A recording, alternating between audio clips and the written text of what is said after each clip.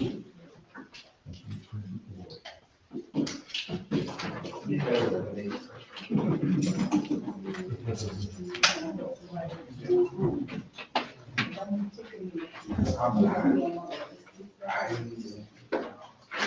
evening, everyone. I would like to call to order our meeting for the Macon Board of Elections. And the time now is 5 p.m. We will have public comments. If there's anyone here, I will the floor. Please adhere to our 2-minute rule. Madam Chair, if I may, thank you for participating today. Just wanted to again raise some similar things I brought up at the last meeting. Hopefully, they'll be discussed a little bit in the supervisor's report or at the appropriate time. But of course, we talked about last time about the precinct location confusion with Harvest Cathedral now being at Paul Line Church. So hopefully that's something that we can get addressed with this upcoming election. In addition to voters on Nesbitt Drive, as well as voters who are on Simsbury Ridge that received the wrong ballots for District 145. Hopefully that will be situated for this next election. In addition, hopefully the board of elections will agree to send mailers out to voters who are affected by runoff elections so that they are aware of the various elections. A lot of voters, from what I understand, don't even know because there are runoffs coming up. But in addition to the information in regards to the voter accessibility option at a language center, then there will be great information that could be mailed to the voters so they can plan accordingly for the election. And that's all I have. Just thank you again for your work. Thank you to the work with all the men and women that make up the Macon-Bibb board of elections. Thank you. We can't ask questions, right? Oh, well. You can. You can, but we're not going to ask it. Oh, okay. It's not a question and answer session. I apologize. And I forgot you did say it last week. Well, only thing I just needed clarification because somebody had called me. I left here last week and asked me a question. I didn't know the answer to it. They wanted to know and I didn't know if y'all, well, never mind. But the question was if they received the incorrect ballot for the primary election, would they be able to get the correct ballot for the runoff election? Because the incorrect ballot they received for the primary, that election is not in the runoff with the incorrect ballot they received, but the ballot they should have got is in a runoff. So they didn't know whether or not they would be able to vote in the runoff since the primary runoff ballot has to match. Thank you. Okay. Never mind. All right. Okay. Last week I had a lot of concerns about my name being left off of the ballot. So I started doing my homework and I just talked to Tony and then I guess we'll talk about it later. But some of the areas like West Club Apartments, 159 Stevens Drive and 4587, I think is Summer Park Apartments. They're supposed to be in 9. But when I talked to some of the residents today, they voted in District 8. That's not a place that I even went. I went by the new map that was drawn when I went out to Kansas. So with that being said, I just wanted to know if it's gonna be in District 8 or District 9 when it comes to the runoff. Because if it's gonna be in District 8, I need to know because they did vote in 8, but the new map, the district is showing it in 9. Anyone else? Thank you for your comments. Please know that your comments do not fall on deaf ears. Hopefully we'll have some answers for you later. At this time, I'd like to yield the floor to our wonderful attorney, Mr. Nolan, because during our last meeting, there was some discussion and some question about whether we should, could, or couldn't have. Before we get to that, I would like to move to amend the agenda. We did receive a request for a recount from Marshall Talley, and I believe we need to consider that as a board.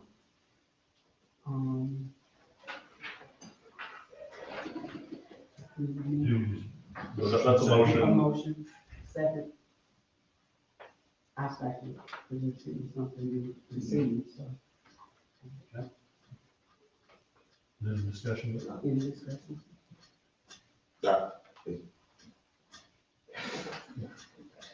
I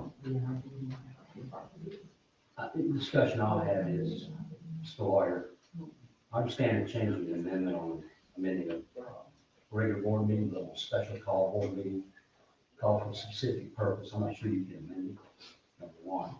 Number two, is not fair to the parties involved that weren't made aware of it prior to this, having this discussion. I think that's a policy consideration that you all can decide and decide whether to take it up at another time with notice or to, you know, to take it up. So I think you can, and again, we don't have internet in here, so these things that come up on the fly are difficult to look up, but I think the meeting was called and the agenda can be amended by motion. Whether you do that or not, no, look, it's not up to me, you know, so, I think that the motion is probably in front of the board, but I think what Mr. Kaplan is discussing is for something for you all to consider, but legally, I don't. So, the discussion that I would have is, I received a phone call today, as I was trying to get here. And so the other party is aware, and then one of the parties is here, the other party said he would not be able to make it, but he would certainly hope that we would allow a vote on that. Okay. So this is just added to before we have discussion about it. Right, okay. So,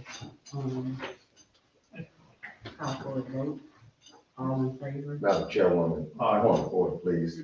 I would have made a comment if I'd have known that would be on the agenda. I would address this board before the motion was even raised. I don't think it's proper in this meeting with a raise that is 0.6%, which is above state law, to even consider a recount. To pick my race out, I just think it's unfair. Thank you. The motion is to place the recount that's been requested on the agenda, so there would still be a separate vote on, if this does make it to the agenda, there would still be a separate vote on whether to do a recount. And I think that if there's interested parties here, if we get to that point, that it's certainly relevant to hear from them, and I think that would be the chair's discretion. And I guess the point is, Mr. Nolan, if we receive those types of notifications, I don't think we should not acknowledge and not, But is the law, and before we, that's why I want to get it on the agenda so we can discuss it. Because this is a problem discussion. so let's call for a vote. All in favor, aye. All opposed? Okay, the ayes have it. We'll put it on the agenda, okay? I'll say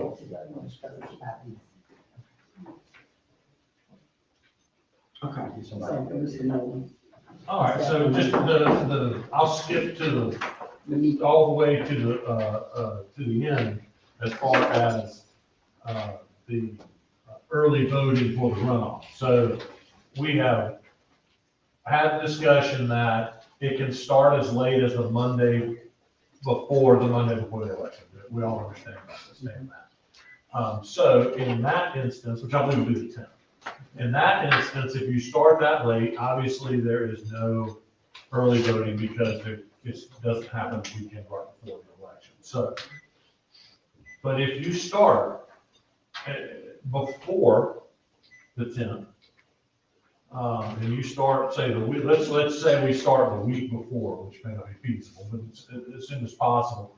The week before, then it's the same, the Secretary of State views it as an extension of the original election. It's not the way I read it, but my reading yields this pretty much the same result, so it doesn't really matter. But they look at it as an extension election. Accordingly, if you start anytime the 8th or earlier, Saturday's mandatory, Sunday's optional. And it's the same rules that we deal with when we're leading up to any other election. Now, obviously, the time is so shortened, that you don't have all of the same options that you normally have in regard to, say, Sundays and things like that. If you can start as late as Monday, which would not have early voting. If you start on or before the weekend, Saturday, mandatory, Sunday optional. Thank you. Do we have our election supervisor here? Because I think that, Yeah, he went to go get, It does say as soon as possible, and that probably doesn't off top. well, he went to go get the election results. He did. That one day. Okay.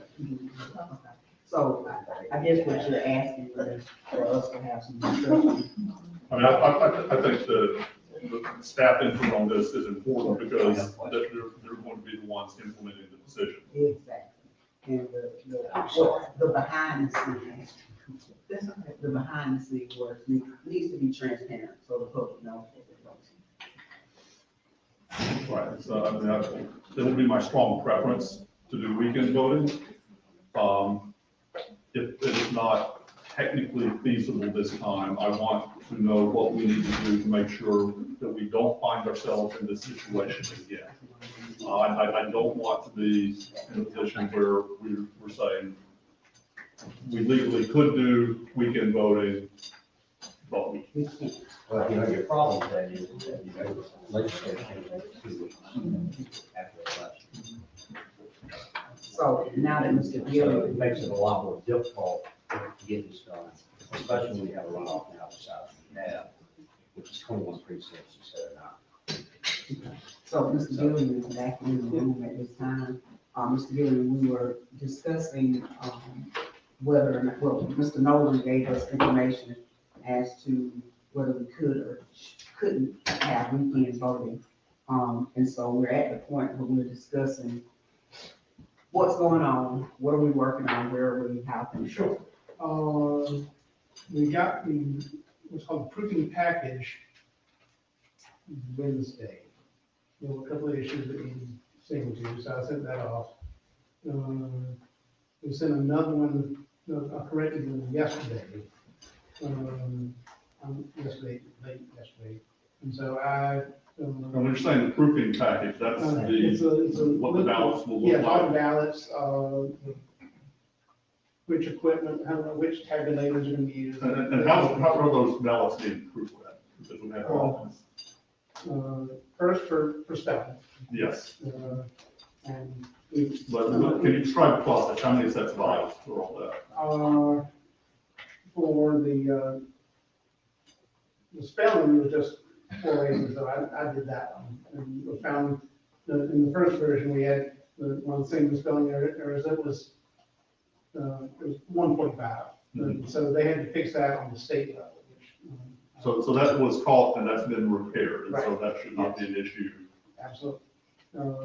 Then we went over and looked at this precinct should have these races in it.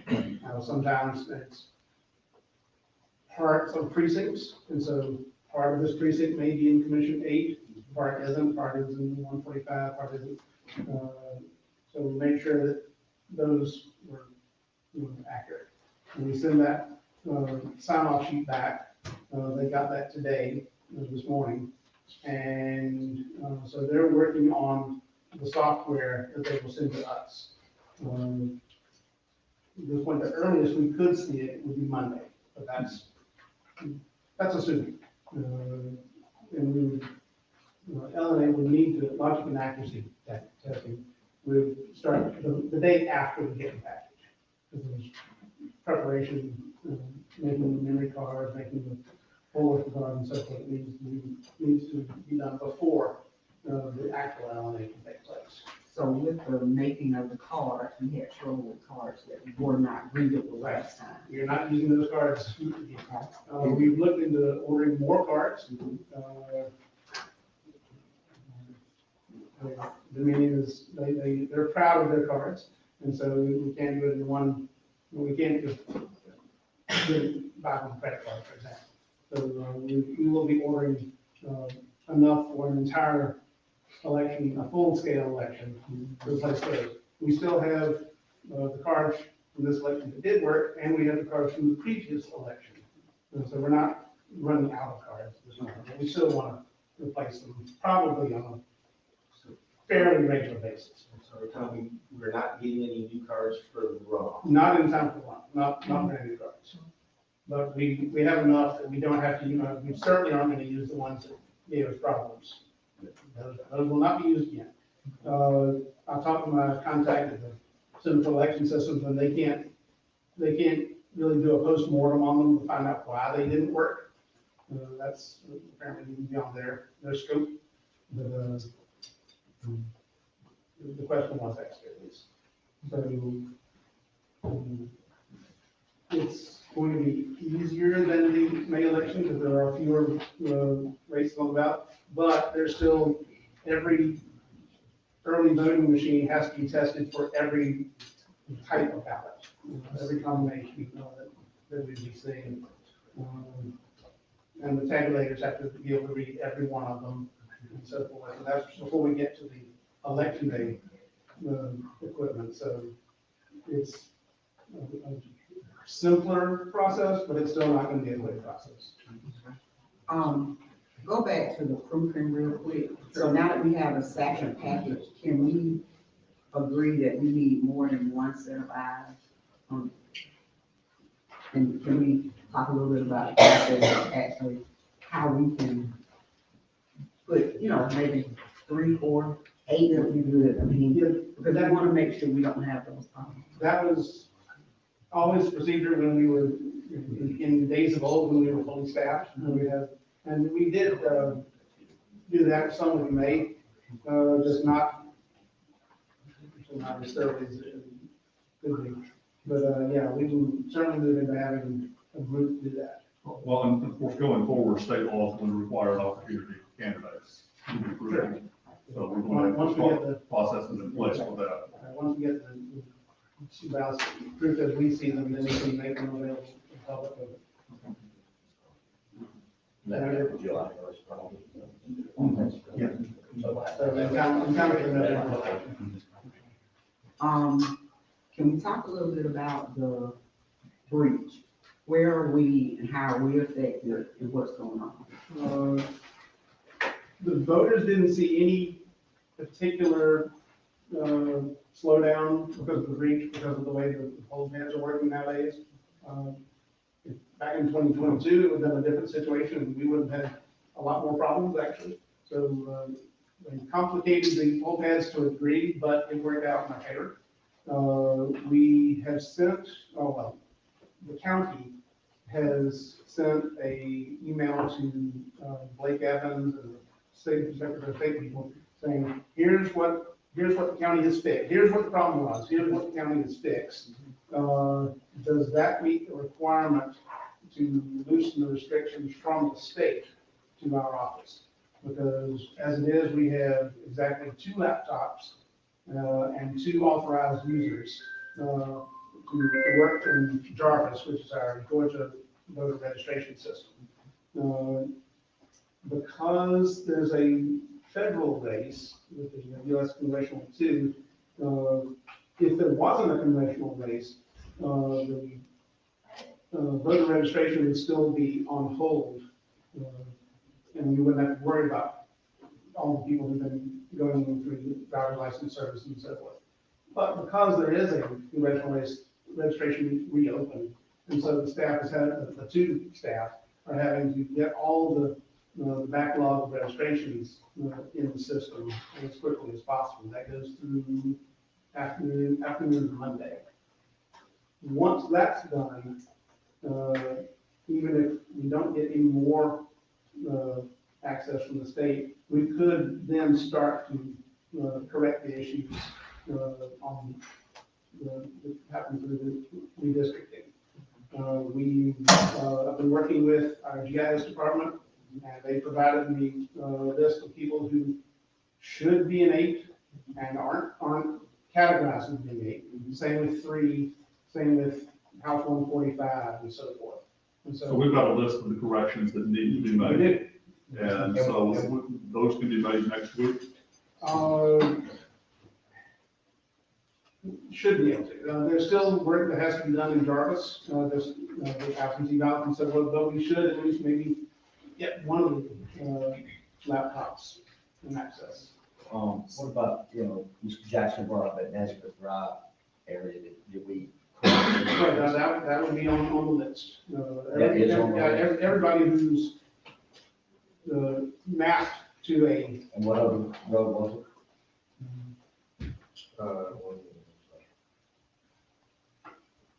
Simsbury Ridge. yeah, I had those written down on it? the. And what about this young lady's? The 159 Stevens Drive and 46, Steve. 58 versus University. Yeah, all of those should be on the list. And as soon as we can get access to drivers for that purpose, we'll make haste to get as much fixed as we can. So let me ask a question real quick. If that cannot be fixed, would it be feasible or would it be possible for us to have maps printed at the polling locations so that when people come in and have our people trained, so that when people come in, we can say, well, Tom, here's your address here, you actually live here, and so see where this line is drawn, this is not your voting, precinct or whatever, so. For this election, even if we do get it fixed, that's not a bad idea, because people often don't know where it's Where this line is drawn. I think that's very, very necessary, Every 10 given, years. given what we just went through Right. earlier this month. I think that having maps at the early voting locations and in the precincts is useful so that people can say, hey, this is where I live, and they can see what district they're in. Because again, we can't correct the breach, that's out of our control, we have no locals of control on that, but what can we do to help the citizens of Macon-Bibb? When I voted last time, and I said this last meeting, there was a way to do a cross-check. Will we have that available this time? For early voting, yes. And if it's on election day, if they call down to the office, yes. So that's what's happening, because we normally communicate with the states through laptops. We're okay here, but when we go to the precincts are, because they can't go direct because we have no Wi-Fi. We have to call the office and use those two laptops, and that's the only way we can verify precincts. Now, by my calculation, we've got 7 precincts where there's likely to be the greatest amount of confusion. So, East Macon 1 should be relatively simple. If you get a Republican ballot there, you'll have Congressional District 2, and you'll also have County Commission District 3. If you get a nonpartisan or Democratic ballot, you'll just have the commission race. But if you go to East Macon 2, then some people have Commission District 3, some people don't. So East Macon 2, 3, Godfrey 1, Godfrey 3, Godfrey 5, and Hazard 1 and 3, and Rutland 1 are the places where I see the likelihoods of, the greatest likelihood of some confusion, and we need to make sure that we can get that cleared up so that when somebody leaves that polling place, every single person who does that knows that they got the correct ballot and that they were able to vote for the candidates of their choosing on that ballot. Do we know how many people are on that list? So let me tell you, what we've done is we've reached out to some outside resources, and we've had some, spreadsheets made. They actually list the people, the addresses, and so we can actually see the numbers. And then we can compare them with the numbers that. What we need to do, what the state has. So what I'm asking Tom, do we know how many people are affected? How long is it going to take to fix that? And then you have to have somebody look at the fixes to make sure that they will make proper. My understanding is it's a very, very tedious process to move people within districts. Yes, in general, it'll be less problematic now for this one, because if we get a water authority wrong, it won't matter in this election. If we get school board, if we get misassign somebody to school board for this election, it will never show up. What we'll do after the runoff is to go start from scratch and make make sure that everyone is in every district correctly. I just want to make sure that Commission 3, Commission 8, 145, and 2 are correct for now. So that's gonna be your focus on those races. Right. And can we count on you to go ahead and see if we can get maps at the early voting places and at the precincts and have our poll managers, I would prefer it be the poll manager or the assistant trained to look at these maps and assist the citizens in making it. Yeah, that shouldn't be too difficult. And what efforts are being made to contact voters to let them know that, in fact, this is an election coming up? Because it's going to be a surprise to some people. Right, and I prepared a write-up, that we can put out in the meeting blast and also put on the website saying these are the precincts that will be involved with the runoff. These are the races, not every race, And can we make sure that all lines is on the, all lines Yeah, is right. on the correct? Okay, all on it. Not hard to speak that much. Even if your precinct is involved, so they may not have someone on the ballot. And I think everybody will probably have, if they vote Republican, they'll have, US House too, because that's a huge. But, here are the races, yours may, you may have one, you may have some combination of these on the ballot. Have we talked to people that are working on the street at Viva? Right, MLK, I will invite by there this afternoon. I rode by there, yesterday, and I had to go to, I didn't even know where I was. So, yeah.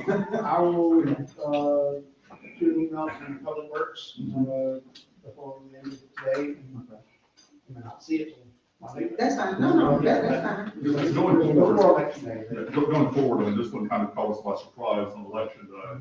I think it would be a good practice to add to the checklist that one of the things we do leading into the election is do outreach to public works so that they know where our precincts are. And so unless there's an emergency where work is unavoidable, that this kind of thing doesn't come up again. Sounds very good. Any other discussions? So, I mean, a lot of this discussion was precipitated by my concern over weekend voting. And we've talked about a lot of things that are going to have to be done in the next week. I mean, first of all, are there any additional resources that you need to do this successfully? Yes. I think we have the staff to do it, bring in, if you're doing, a number of more people, they would know, it would take time to bring them up to speed of how to do it. I think it can be done by the staff that we are normally using. We still will have to probably go somewhere else to have our poll pads downloaded. Which might be Houston County again, might be somewhere else, we'll see. So that's a beach issue, not a normal election issue. And it still takes time, and the reason I'm asking for this discussion is because I like this board to be as transparent as possible. Because we need the citizens of Macon-Bibb to know that we're not just sitting here saying, no, no, no. They need to know the processes and know why, if we say no, why there's a no. Okay. Any other discussion? Well, yeah, I just want to make a couple of points. We met in this room last Friday and discussed a lot of what we've discussed today, and we all agreed we need to make it right. I don't think anybody disagrees with that. So we've had this discussion today. Time is limited. We still have work to do. The time that we have needs to be spent. Give this gentleman and his team as much time as possible to make it right, because we don't want to have that discussion again. Correct. So, And that's why we're trying to come up with, if we cannot get the redistricting done, if things cannot be done, what will we have in place to ensure ensure that the citizens of Macon-Bibb, if they're given a wrong ballot, or if they have a question, we have somebody there to just go, hey, look right here. Well, I think that's in place now. And I think we would put signs up if you think you have the wrong ballot, please, before you cast your ballot, to let the poll manager know. And I think that, This is all. we put that up, so people That's all. know that if you think you have the wrong ballot, that's the good thing about paper ballots. People that, now I know that a lot of people don't know it's exactly right, and I like the map idea, but, people also have a responsibility. If I go to vote for Miss, Lucas, that if I didn't see her name on the ballot, I just didn't walk out. And I believe our voters in Macon-Bibb are smart, and a lot of people give them credit for. We have some very educated voters, and most of them should be able to recognize their candidate wasn't on the ballot. And I understand we have to get it right, 100%. But there's also, people need to, and I think mistakes were made, I really do, but it was redistricting the mistakes that we have every 10 years, and that's no excuse, but we gotta get it right. We had discussions from last week where people got to their ballot, didn't see, and they cast that ballot anyway. That's an education issue. If you don't see the right ballot, It's the whole purpose of the paper ballot. but people don't always read signs. Okay, so Yeah. if my sign is helpful, we need to talk to people as well. Right. I agree with all. Yes, sir. So I'd like to just get back to this issue of whether there's additional assistance that's needed or where it might come from. Because I would rather have more people than we need working on this and spend a little bit more money and get it right than try to stretch ourselves thin and come up a little bit short. As far as the logic and accuracy, any extra people could probably use to move stuff. Unskilled heavy lifting, just moving all the equipment from here to there, packing it up in the cage and so forth. There's not much that more bodies could help with in the district. We're completely bottlenecked in that area. Well, I mean, if we can use more people for the heavy lifting though, let's get some temporary people for that. I'll discuss it with the techs and see what their needs are. Okay. And, the bottom line here is, I certainly had hoped to come in here and be confident we could successfully do weekend voting. But, if you're talking about, getting information back from the state, we talked about a bunch of things. We haven't really talked about timeline on this. Can you give us a brief sketch of a timeline on when the things that have to be done will be done? Right. Without limiting to particular days, we will get a package from the state. That will have either a CD or a DVD, something, or a thumb drive. I get in touch with the state and get the passwords from them. Then I can start programming the memory cards. There are 2 for each tabulator we use. Each location for election day has 2 tabulators. Each for the early voting, there's 3 here, 2 at, in this case, Elaine Lucas. So those memory cards have to be made. The poll worker cards, similar to the voter cards, but more capabilities, those have to be made. A few other pieces that have to be, they'll all have to be programmed. How long does that process typically take? All the cards and keys and memory cards can be done in a day.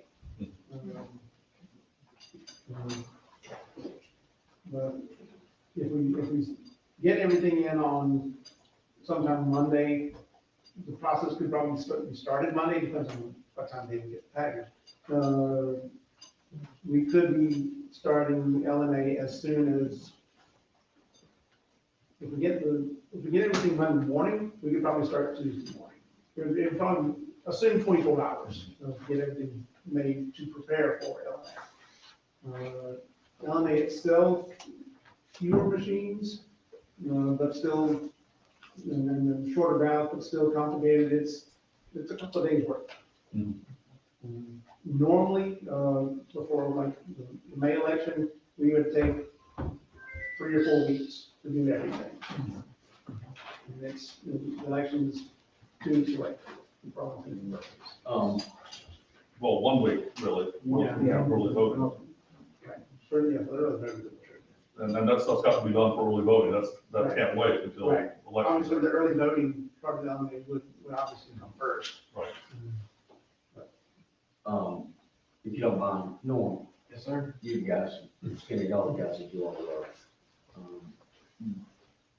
Just briefly, is it possible to get it done by Saturday? I mean, we can have the early voting stuff done by Friday, but as far as getting stuff set up, it won't happen. It's not feasible idea to even try it. Because the time, if we have it here, we have to also deliver the equipment to Elaine Lucas on top of that. That takes time. And they normally have it either set up Friday or Saturday, depending on when we can get the equipment to them. And with what happened this past, early voting, we didn't get that equipment to them until Saturday morning. So it's not, I wouldn't think it'd be the best idea to try to do a weekend vote. What if you have one early voting site on Saturday? It doesn't matter the amount of voting sites you have. This is the problem, is that you have with poll pads, because we have to create a card for every ballot that you have, every combination that you have. And that has to be voted, created, looked at, and then made into a paper ballot. That's a 2.5 day process at best, but we do not have access to e-polls, which means that I go to another county. Because we don't have access to internet, we have to go to another county. And you gotta remember this, it's very important, that you're taking every site that you have and condensing it into those 40 units. So every precinct you have is placed in 40 units. So you're doing all of those at one time. And the last time when you had to go to House and County, that was a 9-hour load. It doesn't matter that you have fewer places, because you're still gonna be putting 8 million voters into each one of those units, regardless of whether or not you're voting that many people, because that's how many registered voters that you have in the state, 8.25 million people. So that's what you're trying to load, to get in there, to try to have it ready, voted, and those cards have to come back to him because he has to listen to the ADS system, which means that's the system for our disabled voters who have hearing disabilities. And that by law has to be done, and especially it's even accentuated because you're on a federal race. And because you have that federal race in place, it brings all the ADA laws into place at the same time. And so you've got to remember that when you're trying to condense that all down. And then you have to into take 2 days. poll pads as well to another county. Yes, because we're not gonna have access to e-polls because they're not gonna let us back into the system as well. Thank you, Joe. Thank you. Thank you. That's very helpful, and Thank you, gentlemen. I'm of the judgment that we probably could not guarantee a successful weekend voting. And I regret that deeply. So I'm not going to push this issue today, but I hope never to be in this position again. And so whatever we have to do to make sure that in elections going forward, we are capable of doing weekend voting, I want to do that. So I just understand that for me personally, as a single board member, I can't speak for anyone else up here, but for me personally, this is a priority.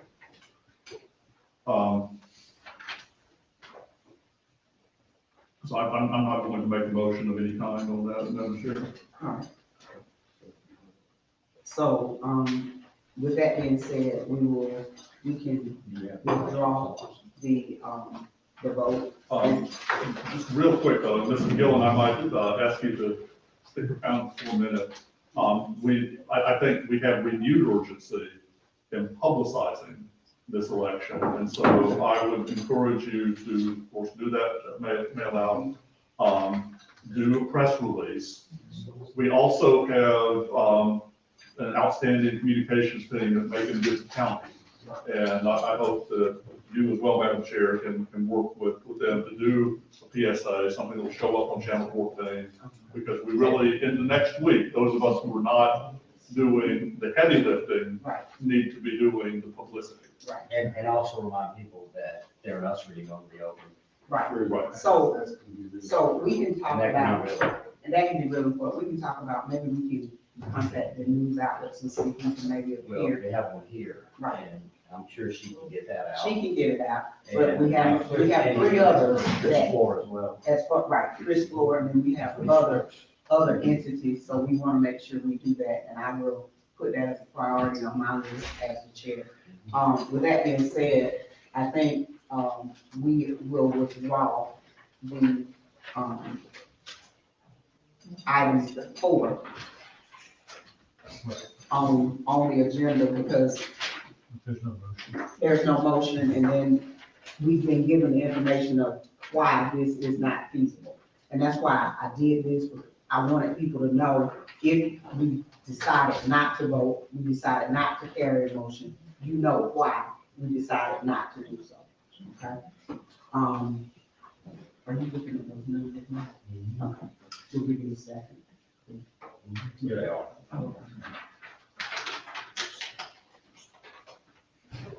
That's your 106. Okay, I'm not sure exactly. Well, we have. all right, so, I think we should be required to the authority. the attorney, right, so we can, I was gonna say, give him a minute to. Right.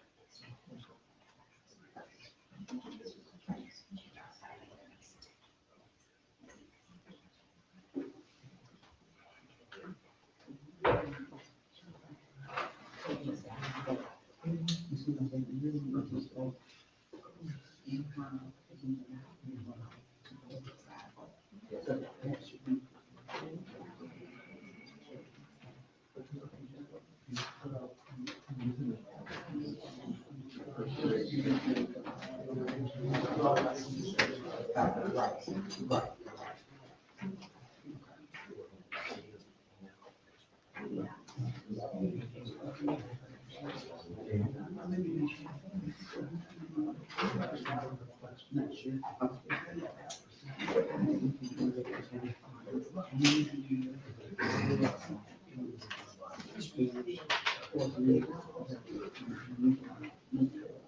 I think that's a good one.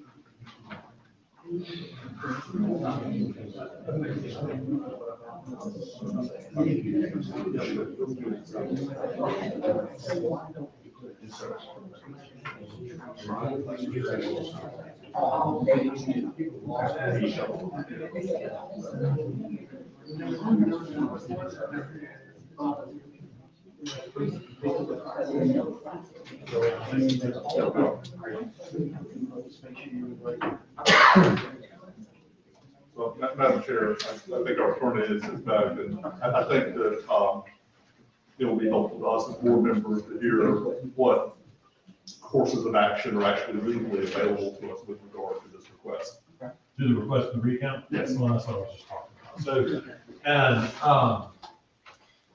I think what was forwarded to us earlier in the week, maybe a couple days, 3 days ago, was a request, and then we were provided with statutory language related to the statute that applies if you are within 0.5%. Right? And I think we all agree that that's not the case. And that would be governed by OCGA 21-2-495C, right? So what I've been looking at, what I've been asking Ms. Gillen about from a factual standpoint is 21-2-495A. And it says this.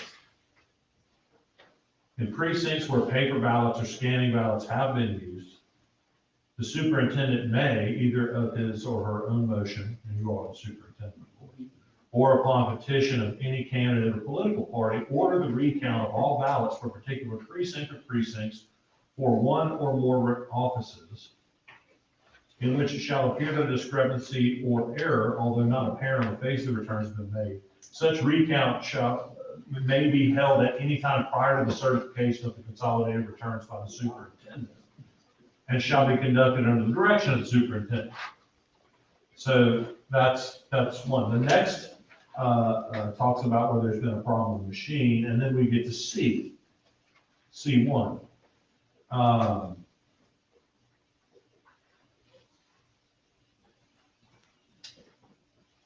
And C1 deals, as I read it, with a runoff shall be, or whatever the difference between the number of votes received by a candidate who has been declared nominated for an office in a primary election, or who has been declared elected to an office in an election, or who has been declared eligible for a runoff primary or election, and the number of votes received by any other candidate or candidates not declared so nominated or elected or eligible for a runoff shall be not more than 0.5% of the total votes which were cast for such office therein. Any such candidate or candidates receiving sufficient number of votes so that the difference from his or her vote and that of the candidate declared nominated, elected, or eligible for a runoff is not more than 0.5% of the total votes cast within a period of 2 business days following certification of the election results shall have the right to a recount of the votes cast. And that's what we received, right? We received a request within 2 days, 2 business days of the And certification. that request reference 21-2-495C. Which is what I was reading on, which requires it to be within a 0.5%. Right. And so if we were doing a request on recount under A, Right. there would have to be, this would have to have been done prior to certification. And there has to be some showing of there. I mean, it can be by your own motion, say, look, we're not sure about this. And so I think perhaps the most productive way to proceed is rather for us voting on a recount would be to request that Mr. Nolan send a letter to the candidate, making the request, explaining why the board is not able to act in that manner. Yes. Yes, I think that's great.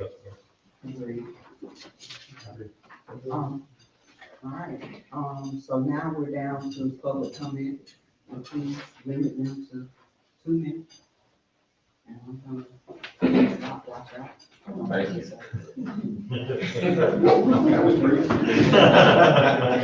Mr. Brownstone, next person. Please. Thank you for you all trying to get that straightened out, and I appreciate it. And I just, hope that they get fixed, because I don't know how those voters that are in that area are gonna know whether they vote or not. And also, I think we're working kind of off district when they redistrict the line in the map.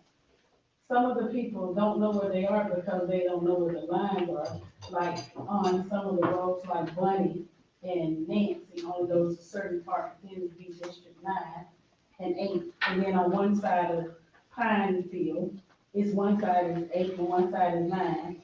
So that's where the confusion is that some of the streets are still under the old map where we should be working on the new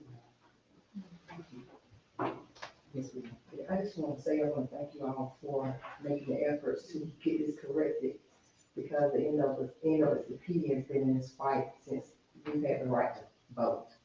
And so I just want to thank you all for making sure that we get it right. And I just want to say that I heard you mention about people, and I've read in documentaries, saw documentaries, I've seen movies, but for me to get to a polling place and saw what I saw and saw people in wheelchairs and walkers trying to get to the poll, it shook me. and I get emotional when I talk about it, I can because, assure you. that we take care of it. yeah, and I just I want to can make assure sure, I you, thank you all for Commissioner, making sure. I can making assure you, efforts to make Commissioner, sure that that we it's take done. care of it. Thank you. May I comment on the legal situation? Yes. When it comes to that, we didn't learn about it until days before the election was supposed to happen. Right. So we worked as hard as we could, as quickly as we could, to let people know the best way to get to viewing. It wasn't the most efficient way, with it being as last minute as it is. But with us knowing now, we're working to figure out the best way to make sure everybody knows. And I personally am putting out signs to let everybody know the best way to get to viewers, so they can vote, so they don't feel like we're trying to prevent them from voting. Thank you. I just want to say one other thing. Can we not make sure that we don't block the road off from Eisenhower? To a house, because you got people even live in that area, can't even get to their residence. And so what we're planning on doing is Tom is gonna talk to the public works people. We're gonna work that out. Thank you. That, I think we can work that out. And with Commissioner Lucas, I think we can work that out. Thank you. Thank you, Madam Chair. Well, I do understand, justification behind, not moving forward with weekend voting. I must still say I'm still quite disappointed, that we're unable to make that happen, especially seeing how many families have already scheduled, summer vacations and could possibly benefit from that, opportunity to go on weekend. But with that said, I hope that, the Board of Elections can, process absentee ballot requests as soon as possible. So that way those families that are, having, vacation scheduled are able to get their ballots completed and sent back before, between their travels. So that is my urgent request, is that, absentee ballots are processed as soon as possible. So yes. Secondly, about the precinct managers, I hope that, with this upcoming election, that precinct managers know fully what the process is. If a voter comes to them and say, hey, my ballot does not seem to be correct, because that was concerned in one particular precinct.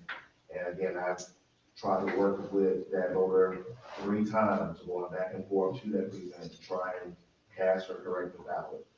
And thirdly, and thank you to the board for agreeing to send out, the notice to the voters in those precincts that will that will have possibly have an election or race on the ballots rather. I think that will also be a good time to also provide just a blurb inside there as a reminder to voters about what to do if you receive a ballot that you believe to be incorrect. So thank you for those efforts. Thank you. One thing that we kind of were discussing, and we're gonna discuss it with Mr. Ellington because of staffing. Mr. Hazard brought up, since we were talking about having someone there to help with the map situation, maybe we can designate one person, because all of our precincts will not be in a runoff. We can designate one person to be there to assist voters and to be able to make calls into Mr. Gilliam. And so, again, it is our goal to do as much as we can. And because we have some very knowledgeable poll managers that know the processes, so we can maybe pull some of them and ask them to, hey, can you be a map person? Yes, sir. Just to address the portions of that comment regarding poll managers, we did have a meeting between some members of the staff. There will be, that's one reason why we're hoping that we wouldn't have the Saturday and Sunday voting. Extra training to train our managers and moving managers from other locations. Okay, thank you. That's correct. Try to prove that that you had all the time. And also to let people know that we have to get everyone to understand that they have the responsibility when they pick up their ballot. And make sure that Be able to do that, right. If we can do that, it will make everything a much smoother situation. Madam Chair, if I say one more thing. Yes, sir. Adjourn. I'm really concerned about the mail right now. Oh, yeah, If you get a ballot, please don't put it in the mail, I'm sorry. right. Bring it out here. I know it's a walk, but, we're hoping to get that rectified. But, yeah, we may be able to use the lobby, but please, we have no other way to get them out but mail. We cannot do anything by law except mail them.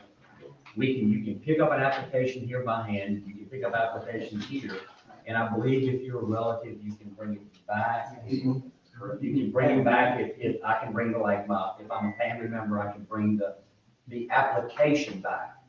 But the ballots either have to be brought here, and put in the box here. And I think you can only bring family members if I'm correct. So please, I worry about the mail. I hope it'll be better by November, but for now, I wouldn't put anything in the mail, but we have no choice. The only way we have to distribute absentee ballots is by mail, by law. So some people had asked, can I come by and pick up my ballot? May I ask, what are you using, just a plain white envelopes or notification of those voters? That's what we tend to have. Would you please choose some write something that draws attention to it? Because people treat that as junk mail. And unless they're just looking for something, and it costs a little bit more, the colors, but people will read the information quicker. So, Mailings that size, we outsource it to mail sort. Tell them what Right, so we can here, and then we can ask them to do something that'll stand out. I'll come up with a consistent color that if somebody sees it, immediately knows Where it comes from the board of elections. whether it's red, blue, green, something. Yeah. but thank you all for this discussion and for your action on those things that you know are important. Well, I think everybody on this board wants to see that, and it breaks our heart that people are not getting the right balance. I promise everybody up here is extremely passionate about what we do, and we want to get it right. I promise you do. But there's no excuse, and we'll get it right. And one thing before anyone calls for adjournment, I would like to thank the staff here. We're definitely not trying to beat up. I still had something to say for public comment. I think Kim had her hand up too. I would ask that you would not interrupt me when I'm speaking. Yes, ma'am. Thank you. I want to thank the employees here and thank the members of the board, our attorney, for really trying hard to get this right. Because I think sometimes when you come in this room, it seems like there's a fight. There's a fight. And it's not a fight. We are able to agree to disagree. Because when you agree to disagree, problems get solved. Things are brought out to light. And I'll take these last two comments. Yes, ma'am. Thank you, Madam Chair, and to everybody on board. First, I wanted to say thank you guys for having this meeting again and addressing the issue, because the questions that I did have, you did bring them up in concern, and I do appreciate that. I can pass that information on as I took notes. Also, the question that I had my hand up for, the gentleman here was addressing that matter, because I was given different information about those mail-in absentee ballots. So I want to have clarity on it, that it can be picked up by a relative, correct? The application can be picked up by anyone. Okay. But the actual Ballot? ballot can only be brought back by a relative. The application can only be brought up. The application can only be brought back by a relative. It's valid, if I'm not mistaken. And the ballot, if you bring the ballot back, it can only be brought by a relative.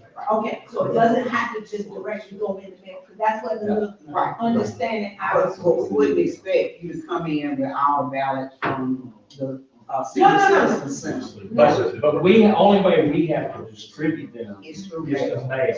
Nobody can come by and pick up a ballot for any desk. That part I understood, it was getting the understanding that they were allowed to, that they are allowed to, bring in that ballot. Because I had a couple, and she called me. Her husband has to do, absentee ballot. She comes in to vote. And she called me and she stated that she wanted to know if she can just pick up his ballot because she had requested for it to come in the mail and it had not came yet. And we were like about a week away from the election. It's the mayor. Yeah. That's where. But that, you have no claims to that. I But get this a office, solution for it. this office is mailing things in a timely manner and following the structure. However, everybody knows Once it leaves your hand. there's, once it leaves our hand, there's nothing we can do. And that's So we understood. appreciate that. Thank you. Yeah, I just wanted to get a full understanding, so I give that information. Thank you. Yes, Thank you Ms. again. Maxwell. All right. I wanted to say that voting is the highest authority bestowed upon the American people. We marched for it, we legislated for it, some became martyrs for the right to vote. We will not give up this sacred right, now or ever. When we stretch out our hands to cast our ballot, we are stretching out the strength of democracy. Our forebears fought for this position with their blood in obedience to the silent and noble movement, the movement to vote. What is on the ballot is more important than just because of this. Because justice is on the ballot. Safe streets are on the ballot. Good jobs are on the ballot. Great schools are on the ballot. Clean environments are on the ballot. Affordable housing is on the ballot. Equitable pay and raises are on the ballot. Transparency is on the ballot. A true strength requires a mix of perseverance, kindness, and bravery. The people deserve a fair, uncompromised election. The votes were flipped, and I know that it had to be an elaborate scheme to defraud the people of Macon-Bibb County. They are counting on us to make sure that we get this right. The ballots and election system were compromised. With each day this fraudulent election is certified, the people's faith in the democratic process and their trust in their local Macon-Bibb County government and the Board of Election diminishes. Please vacate the certification of May 21st, 2024, and do justice for the people by granting a new election in November, changing the venue of the Board of Elections, and have the Secretary of State officers posted and audited throughout the election process in November. Thank you. Thank you. Move to adjourn. Second. Thank you. We adjourn the meeting. Thank you all for your attention.